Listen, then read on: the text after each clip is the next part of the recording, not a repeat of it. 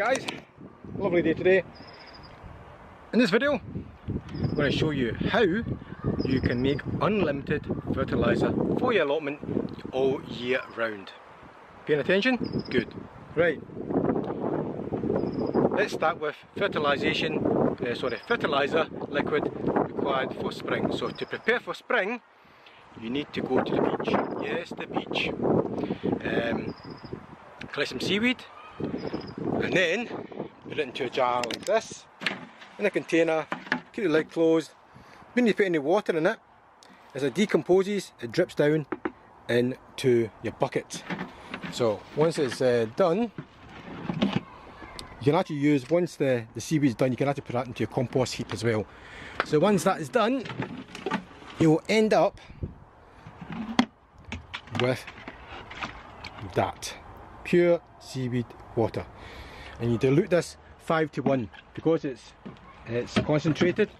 5:1 doesn't smell as bad as decomposing comfrey feed.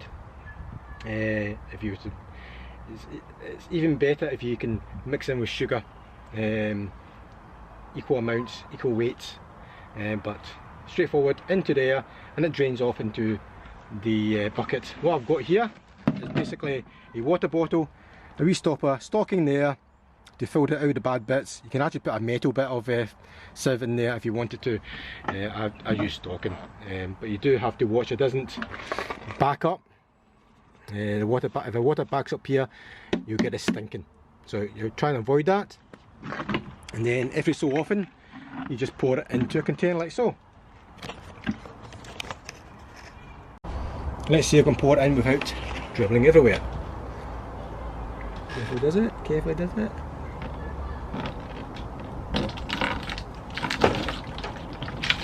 Need a funnel! Here's my funnel. As Blue Peter says, here's the one I made earlier. There we go. In there, pour it in.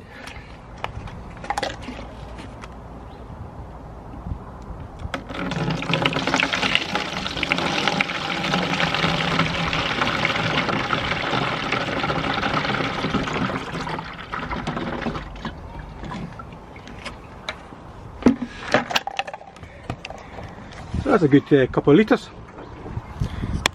Used a few drops, but it wasn't that bad, was it? Right, that's your spring. Keep topping it up. That would, I think my seaweed's by actually. So empty that into the compost heap. Get some more. Keep filling it up. Make sure you label it so you don't forget what kind of fertiliser it is. So that'll probably keep you right through spring. And then come springtime, you have these magnificent things growing. Comfrey. These sprout like wildfire. Look at them. This is now end of March, beginning of April, and they're growing at some height. Give it in a couple of weeks to be ready to harvest. And the same again. Once they're ready to harvest, pop it into the same method. Let it drip away into the bucket and then pour it in. To be honest, I don't know how it goes. We mix it in with seaweed. I don't see a problem obviously, but just in case it's different microorganisms and then break it down, I would put it into a different tub. Well, hopefully by that time you'll use the other one anyway. So that's the best way to do it. I was going to say something there.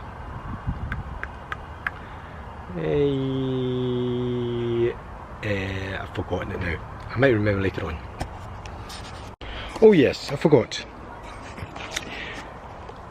Before you put your seaweed into the bucket, make sure you rinse it off first, and make sure when you collect seaweed, it's the one that's washed up, not the ones that's still in the sea, because they're still living. So the ones that's washed up, collect it, give it a good wash, let it drip dry a wee bit over a period of a day, for example, and then put into a bucket. That removes any excess salt. Any salt that's in the seaweed, that's just extra minerals for your plants. It's excellent stuff. Okay, so that's your spring, that's just summer, right through, because comfrey grows right through. Now summer into autumn, that's when you usually put stuff in the compost heap. Now this video here will show you how you can collect all the nutrients from a compost heap. So this is one of my compost beds, and I sped it up because it's better looking speed up, and it's quick time.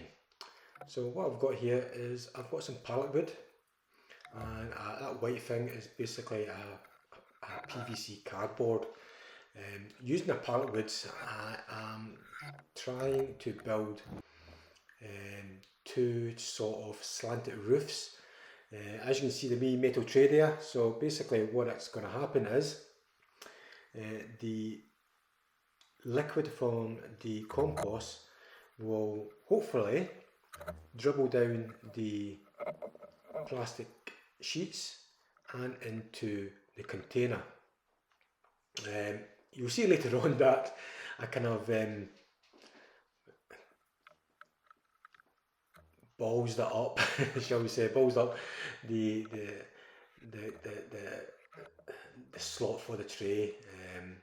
I should have made it slightly higher, but you get the idea here, and I'll fix it in the next phase once the bins gets emptied. So there'll be 2.0 I'll be doing it on.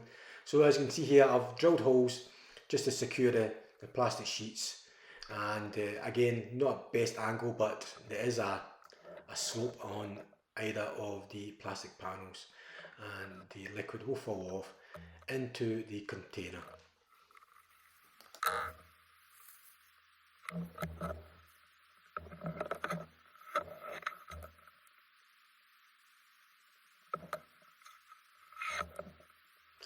Well, this has obviously been a couple of weeks now, and I've filled up with a lot of materials in there, and it has been raining and so forth, so it's not pure composted material, but as you can see there is liquid in the container, and as I said, I kind of misjudged the height to put a container in there, but you get the gist of it. It collects all the compost liquid and drips it into that kind of the tray.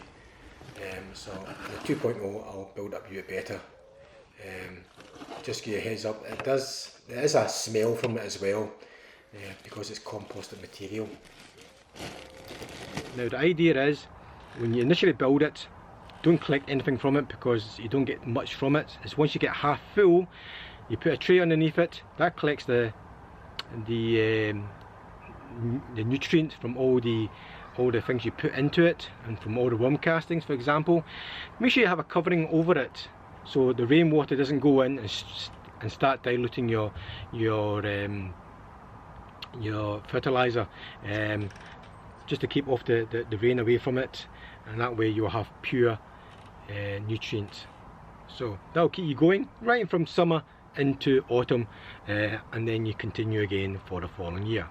Okay, right, another good hint for making good fertilizer, and this is what we call black gold, apart from the compost obviously they call it black gold as well, is to try and make yourself a worm box. Now this one box, it's made of pallet wood, and then I've lined it with plastic covering, just so it keeps it dark, keeps the worms in there, and if you have a look, as you can see here, I've divided the box into two sections, the main part and the migration section. Main part is for obviously for using a compost, and the migration is to separate it. Yes, I've had to retake so I can show you it properly. A lot of worms in there, grass and paper cuttings in this section as well. So just a mixture of organic materials. Yes, the worm poo does look a bit cluggy, but sit it out in the sun, it will dry off quite quickly, and also it separates the worm from the worm poo. The worm will just go into darkness, so it's quite good that way. It's quite easy to separate them. This is the worm pea, as we call it, full of nutrition from the wormery. It's about a good 2.5 litres here over a period, over 2 or 3 months, so it's a good bit of fertiliser here for your use. So there you go guys, oops, how to save money and using natural fertiliser for your plants all year round. Don't have to buy any other stuff from the shops ever again, because you've got loads of resources. So yeah, give it a try. Thanks for watching.